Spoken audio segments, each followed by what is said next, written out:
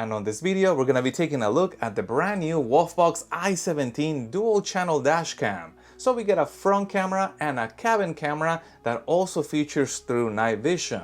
And what's interesting is that this dual channel dashcam does have the ability to be upgraded with an optional rear camera to turn it into a 3-channel dashcam. We also get parking mode and Wi-Fi and app support, as well as 5G support. So first I'll show you what you get inside of the box, then I'll walk you through the dashcam features, as well as show you test drive footage, both at day and at night, to see how well it actually performs.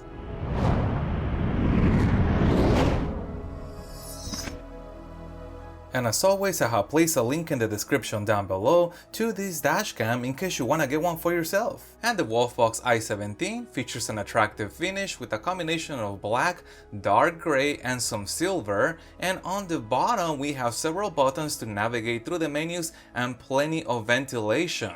Towards the back of it, it features a 3-inch high-resolution LCD screen, and it also has a cabin camera. The cabin camera supports adjusting the view angle. I'm going to move it as far as it goes up, and then I'm going to move it as far as it goes down so you can see the range of it. Additionally, we have an input for an optional rear camera, and we have a power input in the form of a USB-C port. And for mounting the dashcam, they have included a low-profile mount equipped with high-strength double-sided tape. So I can peel this back and then stick this to the windshield of my car. Additionally, the mount supports adjusting the view angle of the dashcam. And finally, the mount allows us to remove the dashcam from the vehicle by sliding the dashcam right off the mount or reinstalling it back on again. And to power the dashcam, they have included a cigarette lighter adapter with a right angle USB-C connector, and the cigarette lighter adapter has an additional USB port on the back. That way we can power both the dashcam but also use the USB port to power another device of our choice. The very first button allows us to switch views. If I press that, you have the front view.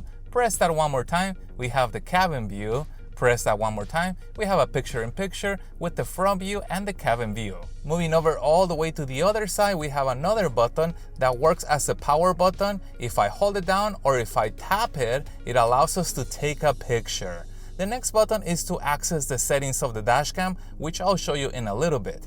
And then we have a button in the middle. Notice that if I tap that button, it has a lock icon. So we have told the dashcam something special happened, and I want to be able to find that video in the future. Notice how the color changed from that red blinking dot to a yellow blinking dot because we have flagged that section of the video as being important. And the next button allows us to access the playback menu.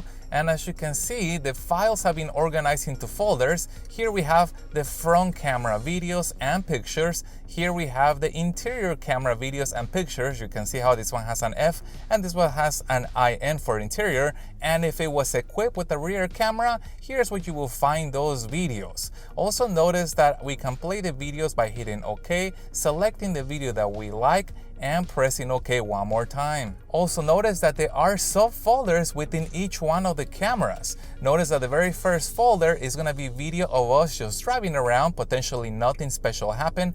The second folder with the lock is video that we have flagged as being important or the dashcam has detected what it believes was a car crash. And the third folder contains any pictures that we might have taken. Moving over to the settings of the dashcam, I'm going to access them with this little button that has a gear icon. And the very first setting is going to be resolution, and the highest resolution that we can run this is 4K for the front and 2.5K for the cabin, or we can have 4K for the front and 1080p for the cabin, or run both the front and the cabin at 2.5K each, or run the front at 2.5K and the cabin at 1080p. And we can customize other settings of the dashcam, such as the loop recording time, the way that the time is displayed, and the time zone of where we are located, because this dashcam is equipped with a GPS.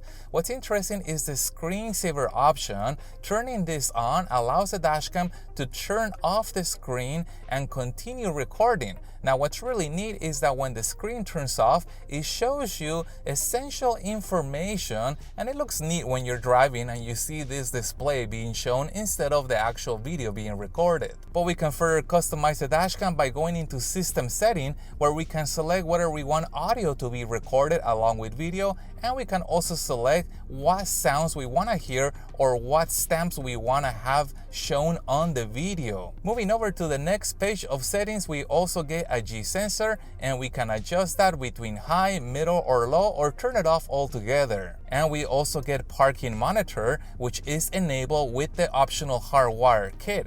And in parking modes, we get two choices, either G trigger recording or time-lapse video. In time-lapse video, the dashcam is gonna record a time-lapse while the car is parked and you're away from it.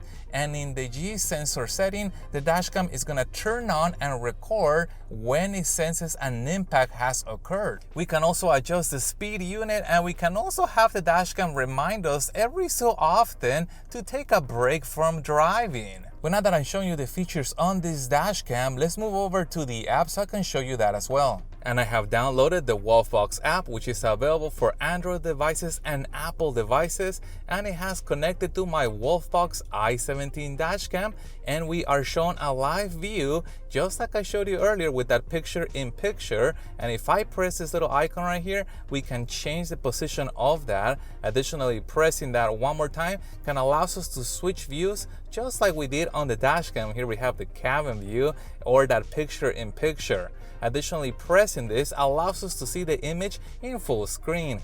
Also notice that we are able to control the dashcam with the app. Tapping this icon stops the recording. Tapping this icon one more time resumes recording again. And we can also switch the dashcam into photo mode. However, I have to stop the recording first, and then I can tap that icon, and now it's gonna switch into photo mode where it's gonna take a picture.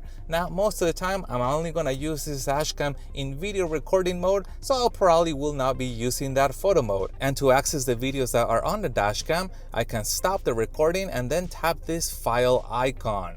Now, the videos that are gonna come up on here are also sorted. You'll notice that first we have a folder that says loop. This is just normal video of us just driving around, potentially nothing exciting there. Then we have a folder of the pictures that we might have taken, and then we have a locked folder, which is videos that we have flagged as being important, or potential car crashes of what the dashcam believes was a car crash will be found on the logged videos. And tapping on a video allows us to play back that video streaming from the dashcam, or we can also download it into our phone for safekeeping or delete it altogether. And we can also change some of the settings of this dashcam by tapping that little gear icon. But now that I've shown you the features of the app, let's move over to the test drive so we can see how well the dashcam actually performs, including the audio test. And this is an audio test of the WOLFBOX i17 dashcam, and I am sitting in the driver's side seat. And this is an audio test of the WOLFBOX i17 dashcam, and I'm standing outside the driver's side door.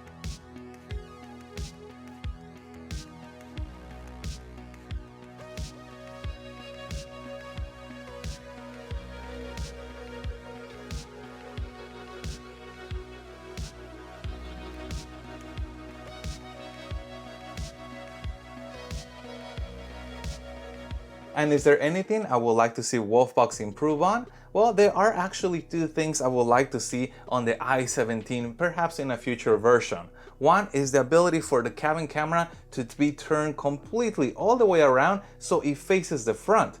I have made another video showing already the advantages of having two front-facing cameras and giving us the ability or the choice to decide whether we want to record the cabin or having two front-facing cameras, I think would be advantageous. The other thing, and I think this will be an easy fix, is that on the screensaver mode, while we do have some nice information such as the speed, date, and time, there is a graphic that looks like a compass, and for the longest time I was looking at it and it never really changed. Well, it turns out that that compass is just a static image. It's not meant to change. However, I think having that image of a compass, you're expecting it to move. So it'd be great if WOLFBOX can figure out how to make that graphic active and actually show us our heading, or maybe swap it out for some other graphic so we don't think that we're gonna get a working compass. So if you guys want to check out this dashcam further, remember I put a link to it in the description down below. And if you guys have any other questions regarding this, please put that in the comments also. And if you found any part of this video helpful, hit that like button to support the channel and stay tuned as I have a lot more dashcam reviews coming up. Thank you guys for watching, and as always, I'll see you on the next one.